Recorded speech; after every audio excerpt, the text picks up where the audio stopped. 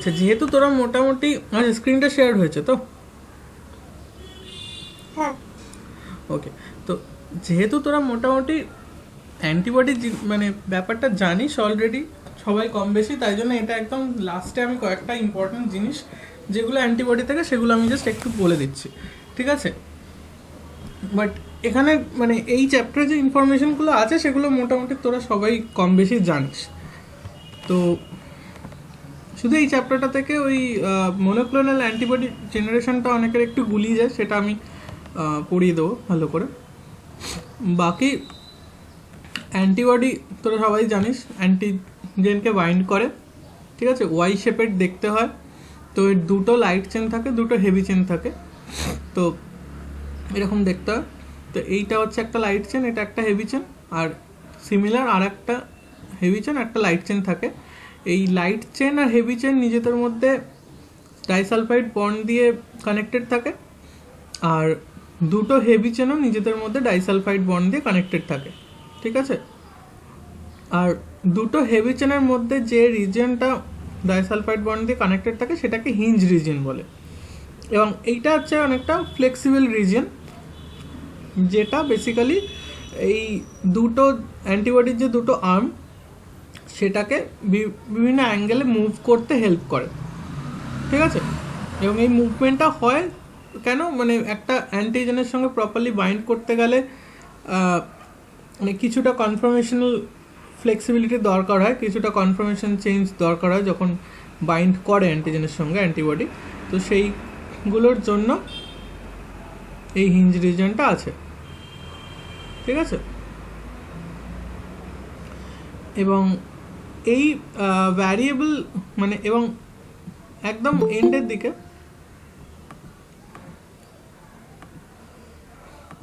অ্যান্টিবডির একদম মানে শেষের দিকেই বলতে পারি সেই হিসেবে, মানে লেভেনস্ট্রমে যদি বলি, তাহলে ভ্যারিয়েবল রিজন থাকে, হেভি চেনেরও ভ্যারিয়েবল রিজন থাকে, লাইট চেনেরও ভ্যারিয়েবল রিজন থাকে।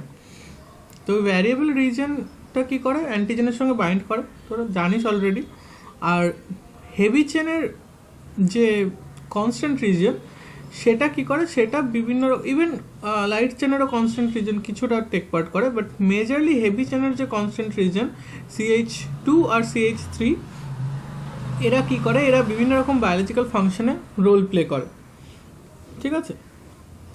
সেগুলো কি আমরা পরে দেখব, মানে অলরেডি দেখেছি যে কমপ্লিমেন্ট অ্যাক্টিভেশন, বিভিন্ন ফ্যাগোসাইটিক সেলসের যে রিসেপ্টর FC রিসেপ্টর তার সঙ্গে বাইন্ড করা, সেগুলোতে পার্টিসিপেট করে।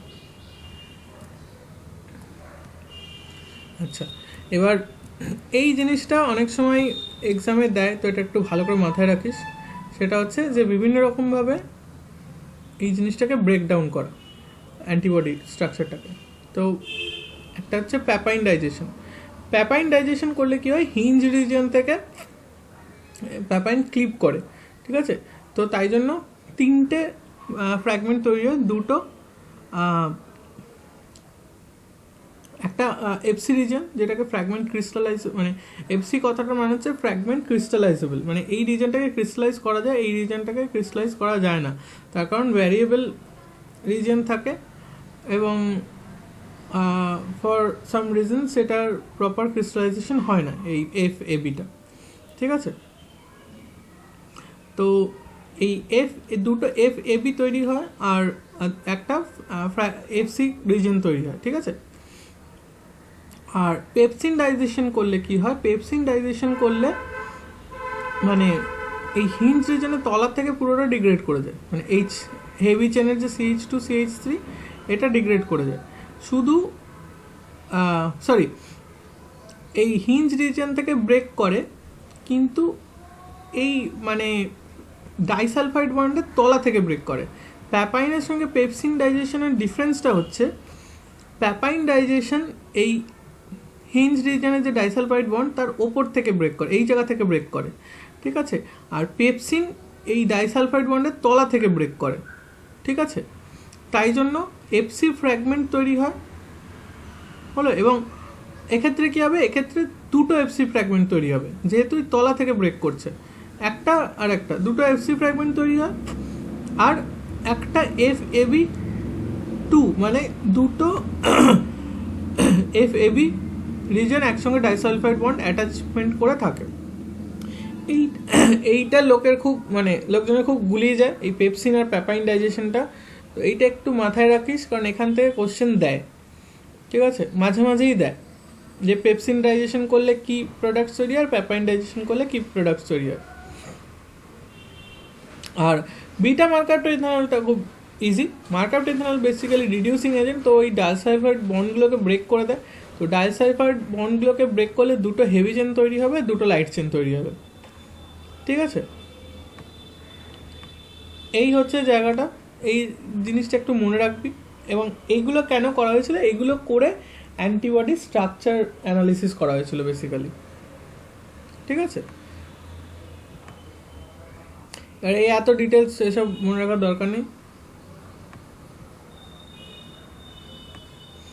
আচ্ছা, এবার অ্যান্টিবডি স্ট্রাকচারের মধ্যে এখানে প্রচুর কিছু লেখা আছে, অনেক খুব ফাইন ডিটেলস লেখা আছে, অত ফাইন ডিটেলস না জানলেও চলবে। শুধু এইটুকু মনে রাখবি অ্যান্টিবডি স্ট্রাকচারটা ইমিউনোগ্লোবুলিন ফোল্ড দিয়ে তৈরি হয়। এবার ইমিউনোগ্লোবুলিন ফোল্ড কী জিনিস সেটার থেকে কোশ্চেন আসে এক্সামে।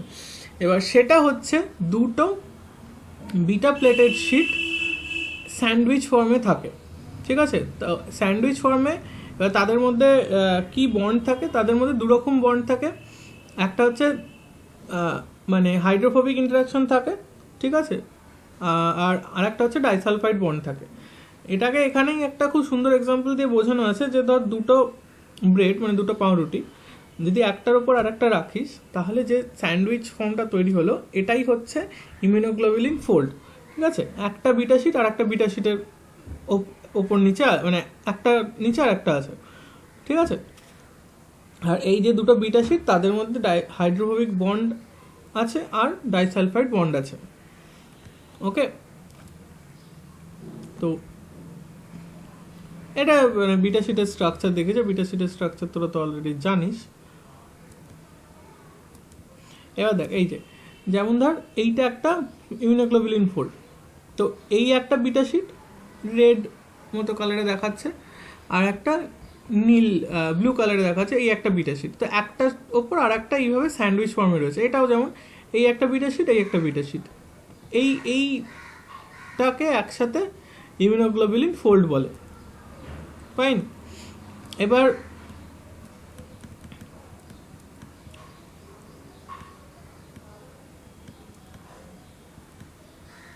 এটা ওইভাবেই দেখিয়েছে বেসিক্যালি।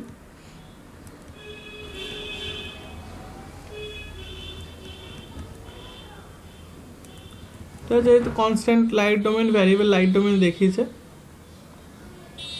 এবার এই স্ট্রাকচারটা বোঝাটা একটু মুশকিল যে কে কোথায় যাচ্ছে, তো তাই জন্য এই স্ট্রাকচারটাকেই এইভাবে দেখিয়েছে যে বিটা স্ট্র্যান্ড মানে একটা ফোল্ডে বিটা স্ট্র্যান্ড অ্যারেঞ্জমেন্ট কীভাবে হয়। এবং এই যে এখানের ইম্পর্টেন্সটা কোথায়, যে বিটা স্ট্র্যান্ড যেগুলো সেগুলো হচ্ছে স্ট্রাকচারাল রোল প্লে করে, ঠিক আছে, একটা স্ট্রাকচার দেয় পুরো ফোল্ডটাকে। আর এই যে লুপগুলো মানে স্ট্র্যান্ডের মাঝে মাঝে যে লুপগুলো, এই লুপগুলোর মধ্যে বেসিক্যালি ভ্যারিয়েশনটা জেনারেটেড হয়, ঠিক আছে। মানে অ্যান্টিজেনের সঙ্গে যে বাইন্ড করার জন্য যে মানে এক একটা অ্যান্টিবডি এক একটা যে অ্যান্টিজেনের সঙ্গে বাইন্ড করে যে ভ্যারিয়েশনগুলো থাকে এক একটা অ্যান্টিবডিতে, সেই ভ্যারিয়েশনগুলো জেনারেটেড হয় হচ্ছে এই লুপ রিজনগুলোতে, ঠিক আছে। এই তাই জন্য এদেরকে সিডিআর বলে। সিডিআর মানে হচ্ছে কমপ্লিমেন্টারিটি ডিটারমাইনিং রিজিয়নস, ঠিক আছে। এই সিডিআরসগুলোর মধ্যে যত রকমের যা ভ্যারিয়েশন আসার মেনলি আসে, ঠিক আছে। এবার আগে ওদেরকে হাইপার ভ্যারিয়েবল রিজন বলতো, এখন ওদেরকে সিডিআর বলে। এবং এখানে আরও সিম্পলিফাইড ফর্মে দেখিয়েছে যে এই একটা বিটা শিটের ফর্ম, এই একটা বিটা শিট, সরি একটু ভুল বললাম,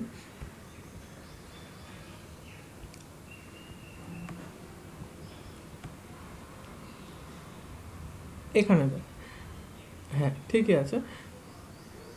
এই একটা হেভি চেনের যে একটা বিটা শিট স্ট্রাকচার, আর এই যে একটা বিটা শিট স্ট্রাকচার লাইট চেনের, এরা মিলে, দুটো মিলে একটা ইমিউনোগ্লোবুলিন ফোল্ড তৈরি করে। ঠিক আছে, মানে এটা মানে একটা মোর অফ প্রোটিন স্ট্রাকচার হিসেবে দেখিয়েছে।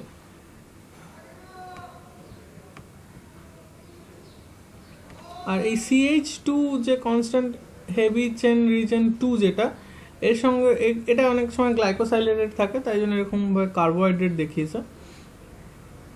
তো যেটা বলছিলাম যে এই যে লুপগুলো থাকে মানে ইমিউনোগ্লোবুলিন ফোল্ডে, সে তাদেরকে আগে হাইপার ভ্যারিয়েবল রিজন বলা হতো, এখন কমপ্লিমেন্টারিটি ডিটারমিনিং রিজন বলে। এবার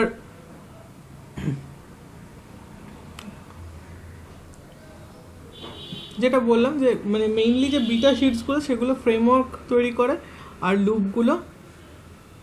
লুপগুলোতে ভ্যারিয়েশন আনা হয় যাতে ডিফারেন্ট অ্যান্টিজেনের সঙ্গে অ্যান্টিবডি বাইন্ড করতে পারে।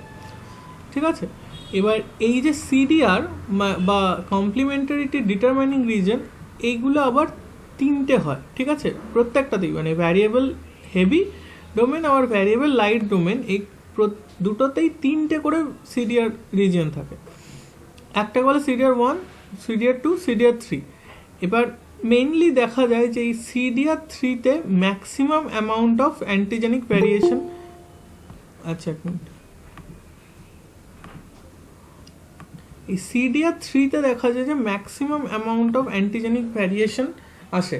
ঠিক আছে, এবং এইটা কিন্তু কোশ্চেনে দেয় যে কোন CDRটায় ম্যাক্সিমাম অ্যামাউন্ট অফ অ্যান্টিজেনিক না sorry amino acid variation, sorry antigenic না অ্যামাইনো অ্যাসিড ভ্যারিয়েশন। তো এক্সামে যেটা দেয় যে কোন CDR রিজনে অ্যামাইনো অ্যাসিড ভ্যারিয়েশন সব থেকে বেশি থাকে, তো সেটা হচ্ছে CDR3। ওকে, তো এটা একটু মাথায় রাখবি। এবার এটা একটা কনসেপ্ট, এটার থেকে খুব যে কোশ্চেন দেবে আমি বলছি না, জাস্ট একটু কনসেপ্ট হিসেবে মনে রাখবি যে conformational changes may be induced by antigen binding. এবার তোরা হয়তো এটা জানিস যে যখন দুটো প্রোটিন একটার একটার সঙ্গে ইন্টারাক্ট করে, তখন দুটো প্রোটিনেরই বা তার একটা কি বলবো একটা সাবস্ট্রেট যখন এনজাইমের সাথে ইন্টারাক্ট করে, তখন দুজনেরই কিছু না কিছু কনফরমেশনাল চেঞ্জ হয় যাতে বেটার বাইন্ডিং হয় দুজনের মধ্যে।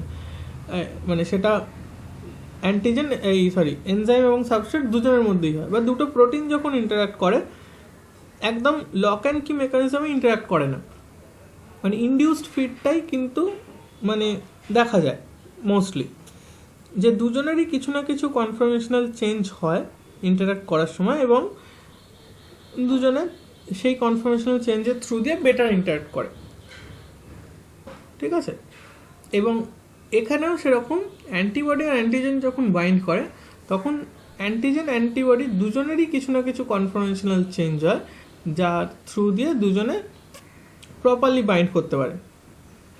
কিন্তু তার মানে এই নয় যে কনফরমেশনাল চেঞ্জটা এত হ্যাভক হয় না যে কোনো অ্যান্টিজেনের সঙ্গে যে কোনো অ্যান্টিবডি বাইন্ড করতে পারে।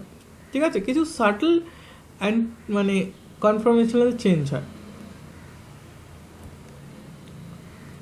ওকে,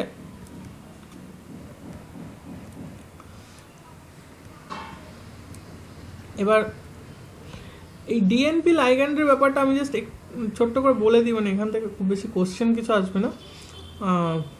ডাইনাইট্রোফেনল এটা দিয়ে যেটা দেখা হয়েছিল ডাইনাইট্রোফেনল লিগ্যান্ড দিয়ে, সেটা হচ্ছে যে হিঞ্জ রিজনের ফ্লেক্সিবিলিটিটা। যখন ডাইনাইট্রোফেনল লিগ্যান্ড ইউজ করা হয় তখন দেখা যায় যে এবং এই ডাইনাইট্রোফেনল লিগ্যান্ডটাকে অ্যাজ এ অ্যান্টিজেন ইউজ করা হয়েছে। তো যখন অ্যান্টিজেন অ্যান্টিবডি এই ট্রাইমারটা তৈরি হচ্ছে, তখন তিনটে অ্যান্টিবডি যে এইভাবে মানে একটা ট্রায়াঙ্গেল হিসেবে রয়েছে, সো আইসোস্কেল ট্রায়াঙ্গেল হিসেবে যেভাবে রয়েছে, সেটার জন্য এই হিঞ্জ রিজিয়নগুলোর কিন্তু একটা ফ্লেক্সিবিলিটির দরকার হয়। ঠিক আছে, তবেই কিন্তু এরকম একটা প্রপার ফর্ম জেনারেটেড হতে পারে। তো সেটাই ডাইনাইট্রোফেনল এক্সপেরিমেন্ট দিয়ে, মানে 2-ডাইনাইট্রোফেনল এক্সপেরিমেন্ট দিয়ে বোঝানো হয়েছে। আচ্ছা, এবার এফেক্টর ফাংশনগুলো অলরেডি তোরা জেনেছিস এর আগেই বিভিন্ন চ্যাপ্টারে, যে অ্যান্টিবডির ফাংশন হচ্ছে অপসোনাইজেশন, বিভিন্ন প্যাথোজেনকে বাইন্ড করে ঘিরে ফেলে এবং তার যে অ্যান্টিবডির যে এফসি রিজন সেটার রিসেপ্টর থাকে ফ্যাগোসাইটোটিক সেলের মেমব্রেনে, সেই রিসেপ্টরের সঙ্গে যখন অ্যান্টিবডিটা বাইন্ড করে তখন অ্যান্টিবডি উইথ অ্যান্টিবডি যে প্যাথোজেনটাকে কোট করে আছে সেই পুরো জিনিসটা ফ্যাগোসাইটোজড হয়ে যায়।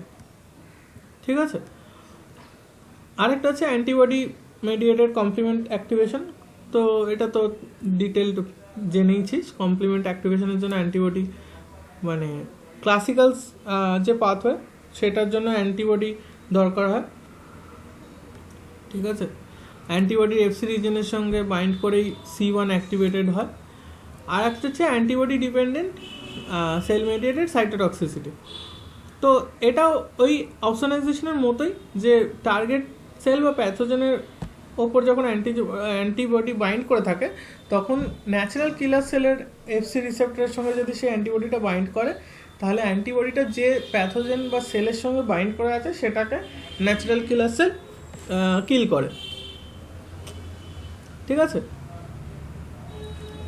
আচ্ছা, কিছু অ্যান্টিবডি যেমন IgM আর IgA এরা কি হয়, এরা এপিথেলিয়াল লেয়ারকে ক্রস করতে পারে।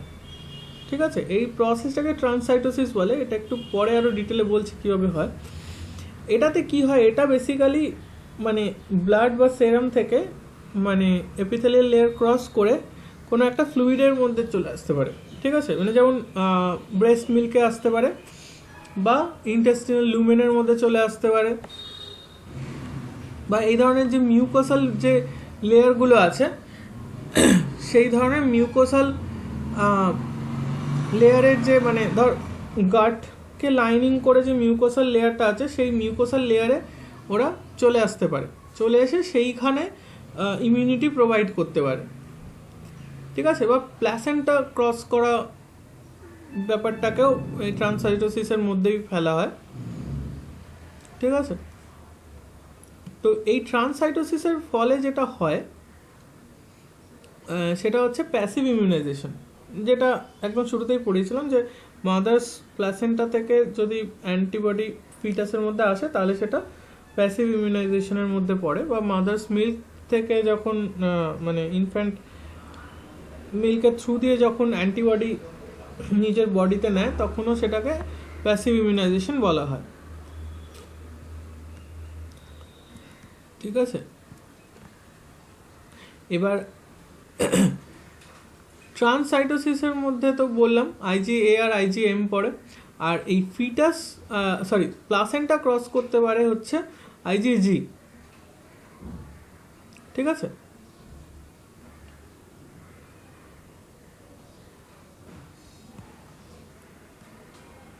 এইটা একটু মাথায় রাখবি।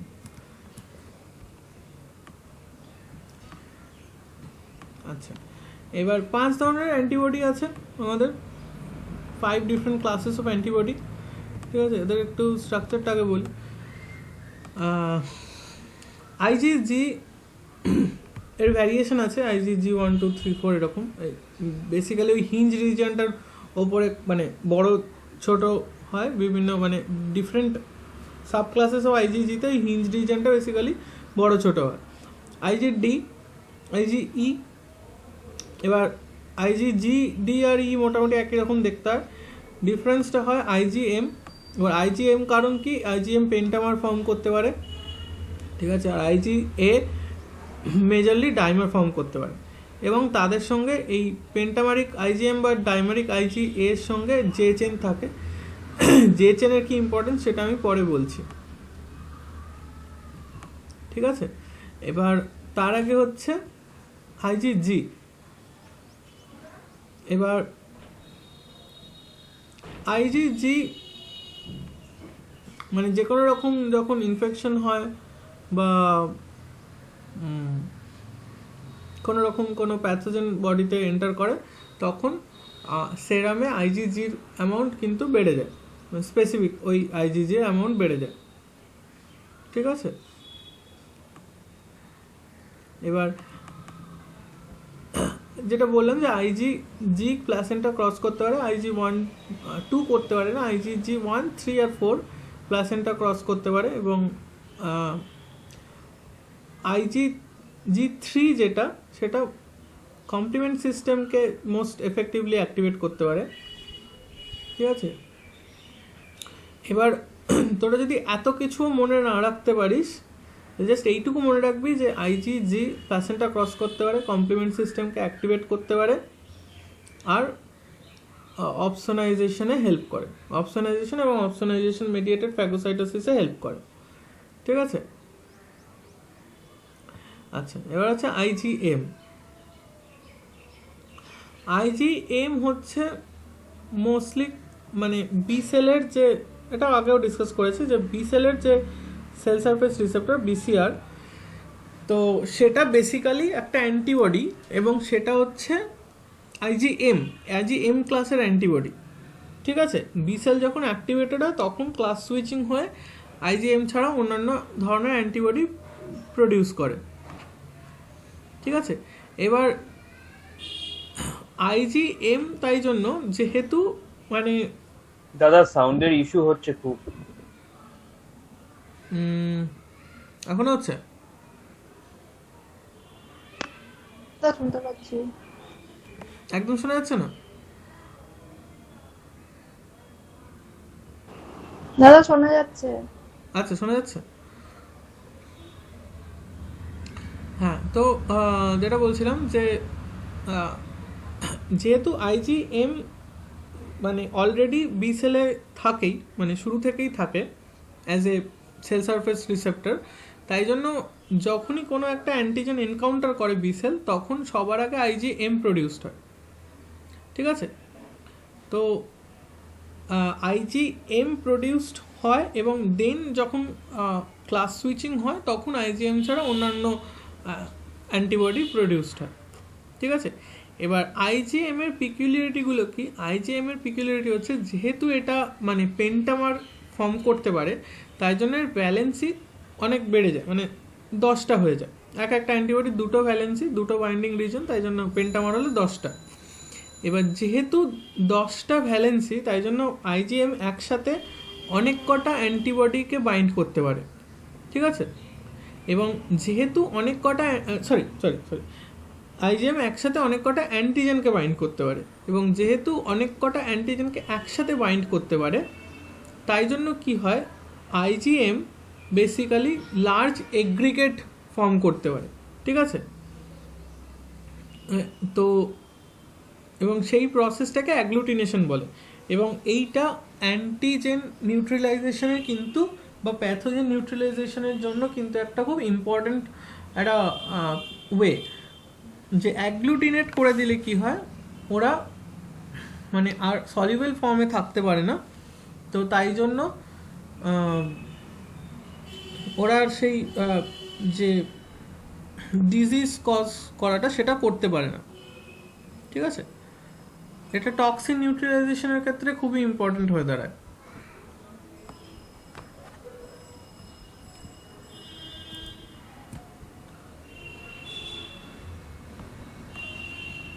ঠিক আছে, এবার এছাড়াও হচ্ছে যে টক্সিন নিউট্রালাইজেশন বা ভাইরাস ইনফেকশনকে আটকানোর জন্য খুব ইম্পর্টেন্ট হয়ে দাঁড়ায়, কারণ একসাথে অনেক কটা ভাইরাস পার্টিকেলকে একসাথে অ্যাগ্লুটিনেট করে দিলে কি হয়, যে ভাইরাসটা তখন সলিউবল ফর্মে থাকতে পারে না এবং মানে সেলকে ইনফেক্ট করতে পারে না।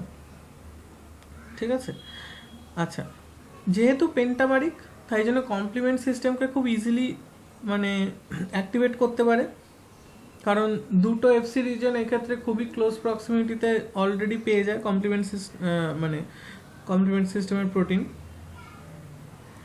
আর যেহেতু আইজিএম এর যে চেন আছে, তাই জন্য কি হয়, আইজিএম মানে across the epithelial lining transported হতে পারে। কি করে হয় সেটা আমি বলছি একটু পরে। এবং যে মিউকোসাল যে সারফেস সেখানে এক্সক্রিটেড হতে পারে। ঠিক আছে, এবং মিউকোসাল লাইনিংয়ে ইমিউনিটি প্রোভাইড করতে পারে। যদিও মিউকোসাল লাইনিংয়ে মেনলি ইমিউনিটি প্রোভাইড করে হচ্ছে IgA, ঠিক আছে। IgA সেরামে কম পাওয়া যায়, কিন্তু এটা মনে রাখবি IgA কিন্তু আমাদের বডিতে সব থেকে বেশি প্রডিউসড হয়, ঠিক আছে। এবং IgA প্রডিউস করার জন্য কিছু স্পেশালাইজড বি সেলস থাকে, যারা যে মিউকোসাল যে মানে যে অর্গানগুলোতে মিউকোসাল লাইনিং আছে সেই জায়গায় কনসেন্ট্রেটেড হয়, ঠিক আছে। কনসেন্ট্রেটেড হয়ে সেই রিজনগুলোতেই কিন্তু IgA সিক্রেট করে, ঠিক আছে। যেমন গ্যাস্ট্রোইন্টেস্টিনাল ট্র্যাক্ট, সেখানে মানে IgA secreting B cells concentrated থাকে এবং সেখানেই ওরা IgAটা সিক্রেট করে, ওকে। এবং IgA এরও যে চেন থাকে, ঠিক আছে, IgM এর মতোই। এবং যে চেনের ফাংশনটা একটু দেখা যাক। তো কি হয় যে ধর এইটা হচ্ছে এপিথেলিয়াল সেলের লেয়ার, এইটা মানে এটা হচ্ছে ধর ইন্টেস্টিনাল লুমেনটাকে ঘিরে রয়েছে এপিথেলিয়াল সেলের লেয়ার। এটা হচ্ছে ধর এখানেই ধর মিউকোসাল লাইনিং আছে। এবং এই সাবমিউকোসাতে কি হয় যে প্লাজমা সেল মানে IgA সিক্রেটিং প্লাজমা সেল কী করে, ডাইমেরিক IgA সিক্রেট করে। তো তার সঙ্গেই যে চেনটা থাকে। এবার এই যে চেনটার ইম্পর্টেন্স কি, যে চেনটাকে বেসিক্যালি পলি IG রিসেপ্টর বাইন্ড করতে পারে, ঠিক আছে। যখনই বাইন্ড করে তখনই পুরো জিনিসটা এন্ডোসাইটোসিস হয়। এন্ডোসাইটোসিস হলে কি হয়, এই পলি রিসেপ্টরটা ক্লিপড হয়ে যায় একটা জায়গা থেকে। ক্লিপড হয়ে এই পলি রিসেপ্টর এই ক্লিপড পোর্শনটা আর পুরো IgA অ্যান্টিবডি এইটা পুরোটা লুমেনের মধ্যে সিক্রেটেড হয়, ঠিক আছে। এবং সিক্রেটেড হয় এই লুমেনের এই যে মিউকোসাল সারফেসটা এইখানে মানে ইমিউনিটি প্রোভাইড করে,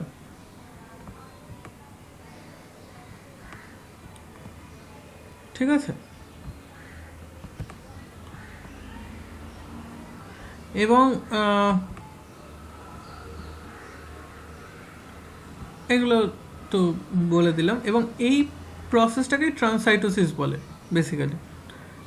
এবং IgA যেটা আগে বলেছিলাম যে যেসব ভাইরাস বা ব্যাকটেরিয়া এই ধরনের মিউকোসাল লাইনিংয়ের সাথে অ্যাটাচ হয়ে আমাদের বডিতে এন্টার করে, তাদের এগেনস্টে খুব ভালো রকম একটা ইমিউনিটি প্রোভাইড করতে পারে। যেমন salmonella, Vibrio colliery, polio, Rio virus, এই ধরনের ডিজিজ কজিং এজেন্টদের ক্ষেত্রে। এবং ব্রেস্ট মিল্কের মধ্যেও কিন্তু IgA পাওয়া যায়, এবং যেটা এগেন একটা নিউবর্ন বেবিকে ইমিউনিটি প্রোভাইড করে। আচ্ছা, IgE যেটা তার পিকুলিয়ারিটি হচ্ছে IgE বেসিক্যালি তোরা আগেই দেখেছিস হাইপার সেন্সিটিভিটির যে চ্যাপ্টারটা, সেখানে যে মাস্ট সেলের ডিগ্র্যানুলেশন করায়। বেসোফিল আর মাস্ট সেলের যে FC রিজন থাকে সেখানে বাইন্ড করলে বেসিক্যালি ওই রিসেপ্টরগুলোর ক্রস লিঙ্কিং হয়। ক্রস লিঙ্কিং হলে মাস্ট সেল বা বেসোফিলের ডিগ্র্যানুলেশন হয়, ঠিক আছে। এই ডিগ্র্যানুলেশনটার জন্য মানে হিস্টামিন সিক্রেট হয় বা আরও বিভিন্ন রকম অ্যাক্টিভ মেডিয়েটার সিক্রেটেড হয়, যার জন্য যে ফেনোমেনাটা হয় সেটাকে আমরা অ্যালার্জি বলি বা টাইপ 1 হাইপার সেন্সিটিভিটি বলা হয় যদি খুব হাই রিয়াকশন হয়, ঠিক আছে। এটা আরেকবার দেখে নে যে এই যে অ্যালার্জেন যেটা সেটা এই যে IG মানে FC রিজনের সঙ্গে IgE বাইন্ড করে থাকে মাস্ট সেল বা বেসোফিলের। এই দুটো এরকম IgE-কে যখন ক্রস লিঙ্ক করে এবং তার জন্য দুটো রিসেপ্টর যখন ক্রস লিঙ্কড হয় তখন মাস্ট সেল বা বেসোফিলের ডিগ্র্যানুলেশন হয়, ঠিক আছে। আর IgD এর ব্যাপারে খুব একটা বেশি কিছু জানা যায়নি, ঠিক আছে। তো এবং ডি এর বায়োলজিক্যাল মানে স্পেসিফিক কোনো বায়োলজিক্যাল ফাংশন আছে কি নেই সেটার ব্যাপারেও সেরকম কিছু জানা যায়নি। তো আইজি ডি থেকে কোশ্চেন আসবে না বলেই ধরে নিতে পারিস, বাট মেনলি যেগুলো বললাম সেই জায়গা থেকে কোশ্চেন আসতে পারে। যে মেনলি যেগুলো আসে যে প্লাসেন্টাকে ক্রস করতে পারে বা মিউকোসাল লেয়ারে বা মিউকোসাল এরিয়াতে কে মানে ইমিউনিটি প্রোভাইড করে বা কে ফাংশন করে, সেটা আইজি এ হবে মেনলি, বা আইজি এমও যদি থাকে সেটাও কারেক্ট হবে। এবার একসাথে যদি মানে দুটো অপশান দেয়, মানে দুটো আলাদা আলাদা অপশান দেয় আইজি এম আইজি এ, সেক্ষেত্রে কিন্তু আইজি এ কে অ্যান্সার করবি, কারণ আইজি এ মেনলি মিউকোসাল লেয়ারে ইমিউনিটি প্রোভাইড করে, আইজিএম কিন্তু তার পরে আসে। ঠিক আছে, এই চয়েসগুলো কিন্তু ঠিক রাখবি। আর আইজিই অবভিয়াসলি বেসোফিল মাস্ট সেলের ডিগ্রানুলেশনে হেল্প করে। ঠিক আছে, আর এখান থেকে আর একটা জিনিসও আসে মাঝে মাঝেই এক্সামে, এবং সেটা অনেক সময় গুলিয়ে যায়, সেটা হচ্ছে আইসোটাইপ, অ্যালোটাইপ আর ইডিওটাইপিক ডিটারমিনেন্টস। তো ব্যাপারটাকে একটু সোজাভাবে মনে রাখ। ঠিক আছে, আইসোটাইপিক ডিটারমিনেন্টস মানে হচ্ছে দুটো আলাদা আলাদা অ্যান্টিবডি, ক্লাস অফ অ্যান্টিবডি। ঠিক আছে, মানে আইজিজি আইজিএম। এবার অবভিয়াসলি আইজিজি আর আইজিএম এর ডিফারেন্সটা মেনলি হেভি চেনের রিজিয়নেই হবে। ঠিক আছে, তো ডিটারমিনেন্টসগুলো হেভি চেন রিজিয়নেই থাকে, বাট দুটো আলাদা অ্যান্টিবডি, আইজিজি আইজিএম এইভাবে। আইসোটাইপ মানে হচ্ছে দুটো আলাদা ক্লাস অফ অ্যান্টিবডি। অ্যালোটাইপ মানে হচ্ছে সেম ক্লাস অফ অ্যান্টিবডি কিন্তু মাউসের স্ট্রেনটা ধর আলাদা, মানে স্ট্রেন এর IgG1, স্ট্রেন বি এর IgG1। এবার এটাও কিন্তু মানে ডিফারেন্সটা হেভি চেনেই হবে, কিন্তু সাটল ডিফারেন্স। ঠিক আছে, যেমন এই যে ডিটারমিনেন্টসগুলো দেখাচ্ছে, এই সবকটা ডিটারমিনেন্টসের মধ্যে ধর এই ডিটারমিনেন্টটা একটু আলাদা, সরি মানে এইটা, আর এই ডিটারমিনেন্টটা একটু আলাদা। ঠিক আছে, তো মানে হেভি চেনের সাটল ডিফারেন্স হেভি রিজিয়নের। ঠিক আছে, সরি মানে হেভি চেন না, কনস্ট্যান্ট রিজিয়নের।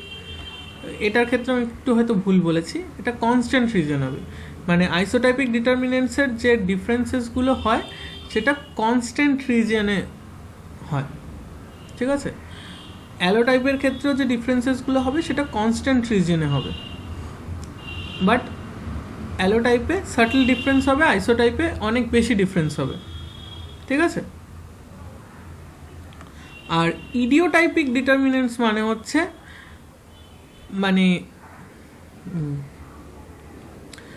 এটা হচ্ছে যে তোর ভ্যারিয়েবল রিজিয়নের ডিফারেন্স।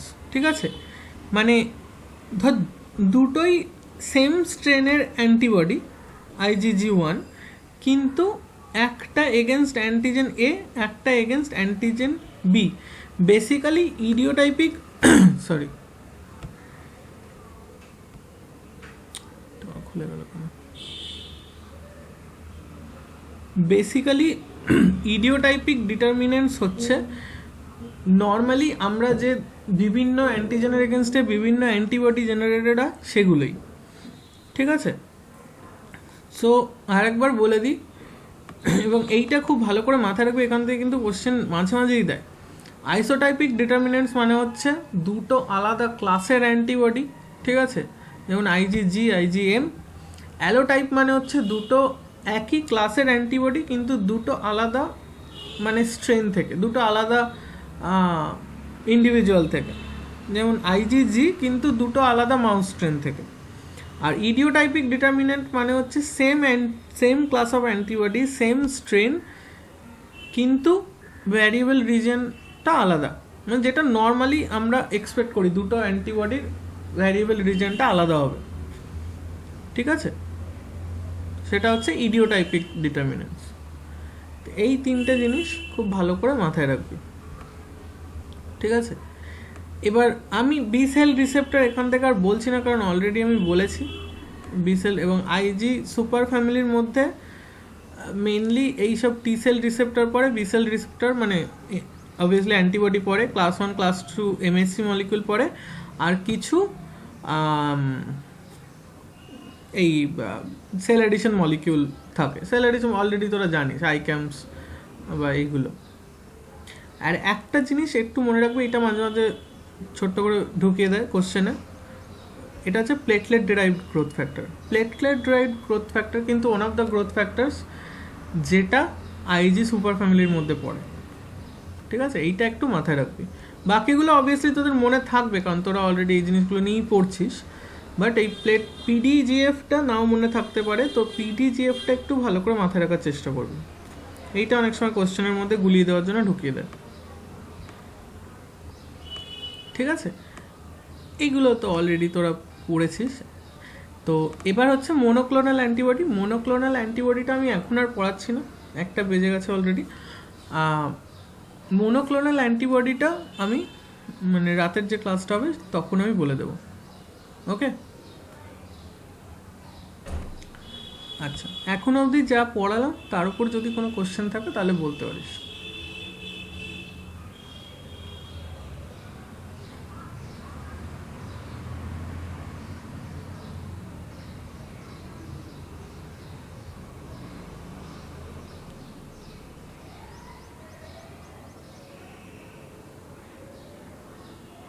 কারো কি কোনো প্রশ্ন আছে?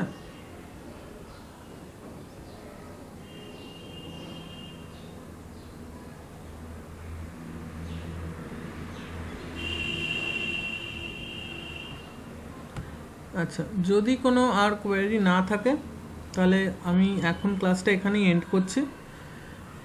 আবার ওই রাত্রে আবার ক্লাসটা নেব। আমি জানিয়ে দেবো কিছুক্ষণ আগে, মানে সে 8টা বা 8:30 যখন হবে আমি জানিয়ে দেবো, ঠিক আছে? তাহলে আজকে এই অবধি থাকলো।